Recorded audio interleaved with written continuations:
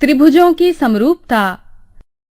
त्रिकोण भी बहुभुज हैं, इसीलिए दो त्रिकोण समान हैं यदि 1. उनके संगत कोण बराबर हैं और 2. उनकी संगत भुजाएं समान अनुपात में हैं। मूलभूत आनुपातिकता प्रमेय। यदि एक त्रिकोण की एक भुजा के समानांतर अन्य दो भुजाओं को विशिष्ट बिंदुओं पर काटती एक रेखा खींची जाती है तो उसकी अन्य दो भुजाएं समान अनुपात में बंट जाती है। दिया गया है एक त्रिकोण ABC।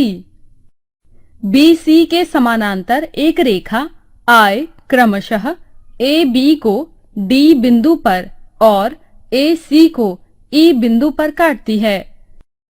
सिद्ध करना है कि AD बटा BD बराबर AE बटा EC। रचना BE और DC को मिलाएं।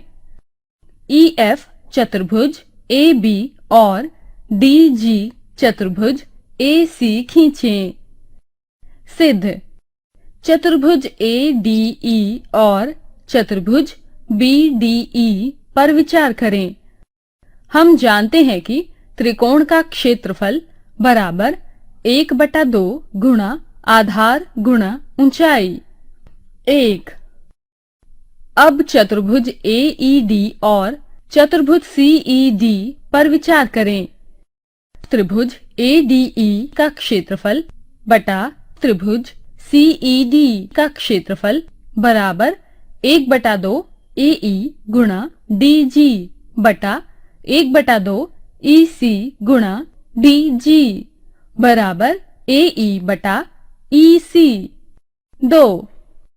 चतुर्भुज BDE और चतुर्भुज CED एक ही आधार DE पर और समान समानांतर रेखाओं DE और BC के बीच में है।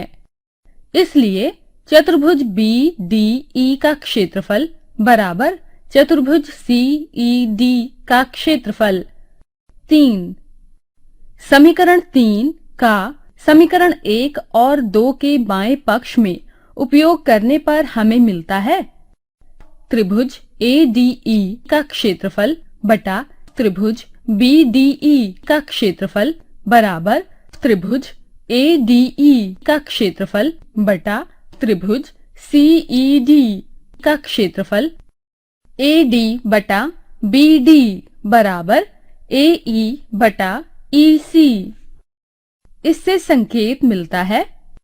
इस प्रकार सिद्ध हुआ मूलभूत आनुपातिकता प्रमेय का विपरीत। यदि एक रेखा एक त्रिकोण के किसी भी दो भुजाओं को समान अनुपात में बांटती है तो वह रेखा तीसरी भुजा के समानांतर होगी।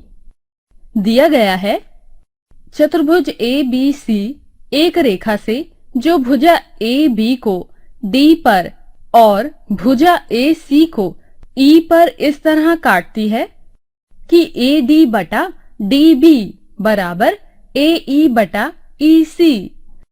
सिद्ध करना है कि DE समानांतर है BC के। सिद्ध। यदि संभव हो तो मान लें DE और BC समानांतर नहीं है, तब D से होकर BC के समानांतर एक दूसरी रेखा अवश्य होगी। मान ले DF समानांतर है BC के, तब मूलभूत आनुपातिकता प्रमेय द्वारा AD बटा DB बराबर AF बटा FC। 1. परंतु AD बटा DB बराबर AF बटा FC। 2. समीकरण 1 और 2 से AF बटा FC बराबर AE बटा EC।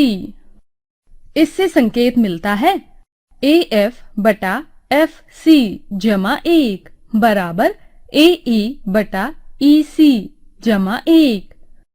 इससे संकेत मिलता है AC बटा FC बराबर AC बटा EC। इससे संकेत मिलता है FC बराबर EC। यह तभी संभव है जब E और F समपाती हों। इसलिए DE समानांतर है BC